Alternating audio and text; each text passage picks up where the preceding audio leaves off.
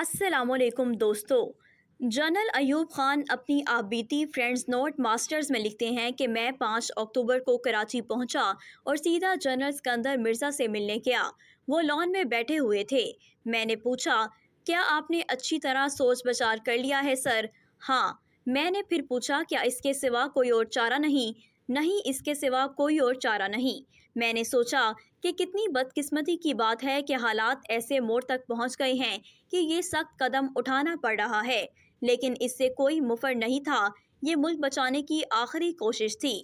اس گفتگو کے 2 دن بعد 7 اور 8 اکتوبر 1998 کی درمیانی شب پاکستان کے پہلے صدر جنرل اسکندر مرزا نے آئین معطل، اسمبلیاں تحلیل اور سیاسی جماعتیں کالعدم قرار دے کر ملک کی تحریک کا پہلا مارشل لا لگا دیا اور اس وقت کے army chief general Ayub Khan کو مارشل لا ایڈمنسٹریٹر مقرر کر دیا۔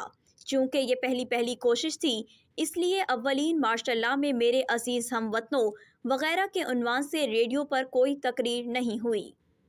دوستو، بس ٹائپ رائٹر پر لکھا ایک فیصلہ رات کے 10:30 بجے سائیکلو سٹائل کر کے اخباروں کے دفتروں اور سفارت خانوں کو بھیج دیا گیا تھا۔ البتہ یہ ضرور ہوا کہ چند فوجی دستے احتیاط کے طور پر ریڈیو پاکستان اور ٹیلی گراف کی عمارت کو گھیرے میں لینے کے لیے بھیج دیے گئے تھے تاکہ سند رہے اور باوقت ضرورت کام آئے۔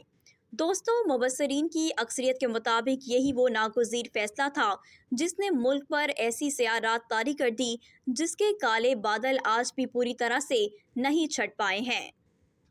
دوستو، اسکندر مرزا کے تحریر کردہ فیصلے کی سائیکلو سٹائل کاپیاں آنے والی اشروں میں بار بار تقسیم ہوتی رہیں، بس کردار بدلتے رہے، کہانی وہی پرانی رہی۔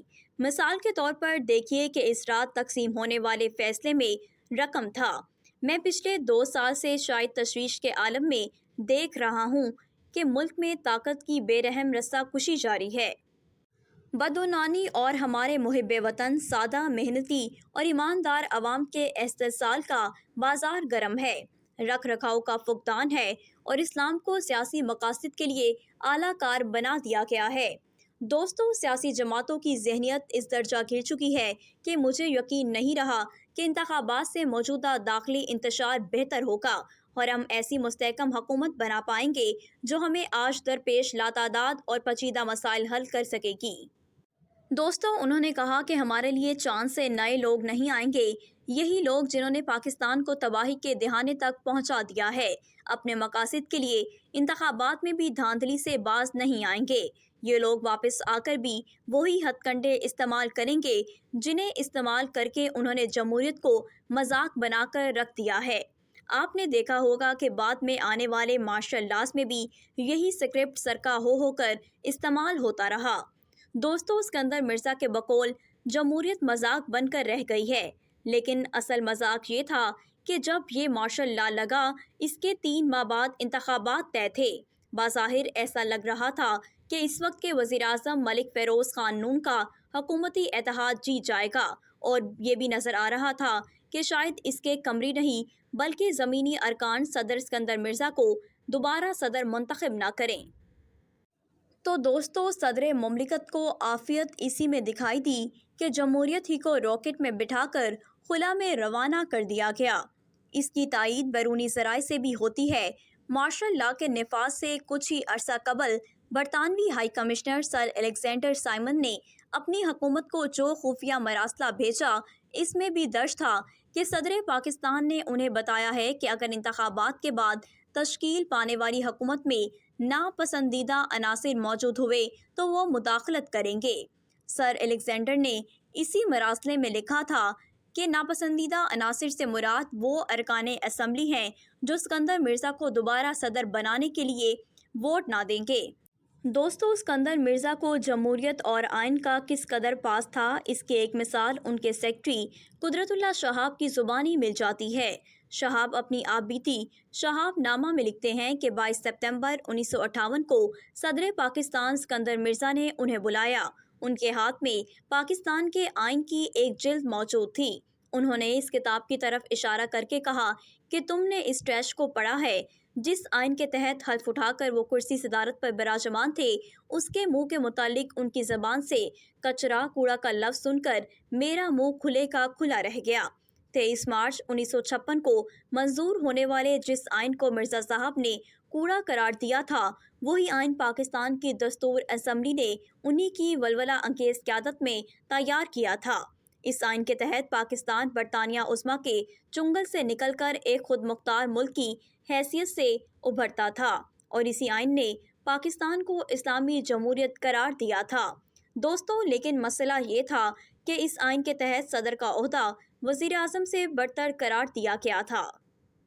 اور دوستو، اس کے علاوہ اس آئین میں 58(2)(b) قسم کی ایسی شک ڈالی گئی تھی کہ صدر وزیر اعظم کو کسی بھی وقت گھر بھیج سکتے ہیں۔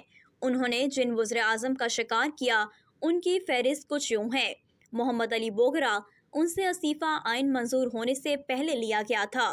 چودھری محمد علی، حسین شہید سہروردی، آئی چندریکر، ملک فیروز خان نون۔ پاکستانی وزیر اعظموں کی اس میوزیکل چیئر کے بارے میں ہندوستان کے وزیر اعظم جواہر لال نہرو سے منسوب یہ جملہ کافی مشہور اور دہرایا جاتا ہے۔ دوستو، یہ فقرہ کچھ اس طرح ہے کہ میں تو اتنی جلدی دھوتیاں بھی نہیں بدلتا جتنی جلدی پاکستانی وزیر اعظم بدل لیتے ہیں۔ قدرت اللہ شہاب لکھتے ہیں کہ سکندر مرزا کو گورنر جنرل بنے 3 روز ہوئے تھے کہ شام کے 5 بجے مجھے گھر پر مسٹر سہروردی نے ٹیلی فون کر کے پوچھا، پرائم منسٹر کے طور پر میرا حلف لینے کے لیے کون سی تاریخ مقرر ہوئی ہے؟ یہ سوال سن کر مجھے بڑا تعجب ہوا، کیونکہ مجھے اس کے متعلق کچھ بھی معلوم نہیں تھا۔ وہ کہتے ہیں کہ یہی بات میں نے انہیں بتائی تو مسٹر سہروردی غصے سے بولے، تم کس طرح کے نکمے سیکٹری ہو؟ فیصلہ ہو چکا ہے، اب صرف تفصیلات کا انتظار باقی ہے۔ فوراً گورنر جنرل کے پاس جاؤ اور حلف لینے کی تاریخ اور وقت معلوم کر کے مجھے خبر دو، میں انتظار کروں گا۔ مجبوراً میں سکندر مرزا کے پاس گیا۔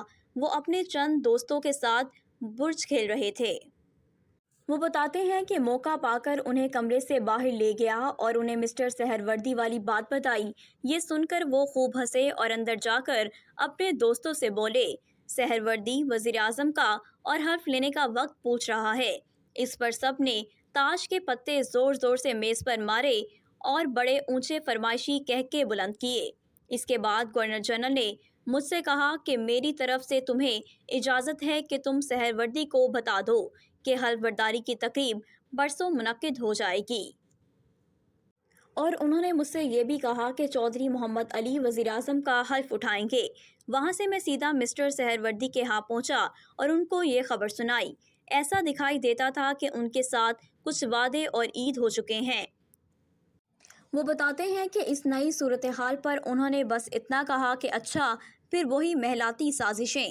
لیکن جیسا کہ ہوتا آیا ہے، آخر کار صدر مملکت کی محلاتی سازشیں خود انہی پر بھاری پڑ گئیں۔ سکندر مرزا نے نار سے سفارش کر کے انجینئر افسر ایوب خان کو آرمی چیف لگوایا تھا، بلکہ مارشل لاء سے صرف 3 مہینے پہلے ان کی مدت ملازمت میں 2 سال کی توسیع بھی کی تھی۔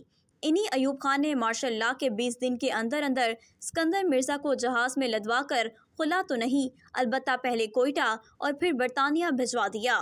آپ نے دیکھا ہوگا کہ یہ اسکرپٹ بھی پاکستان میں اتنا چلا ہے کہ جو جس آرمی چیف کو لگاتا ہے، وہی اس کے قدموں تلے سے قالین کھینچ لیتا ہے۔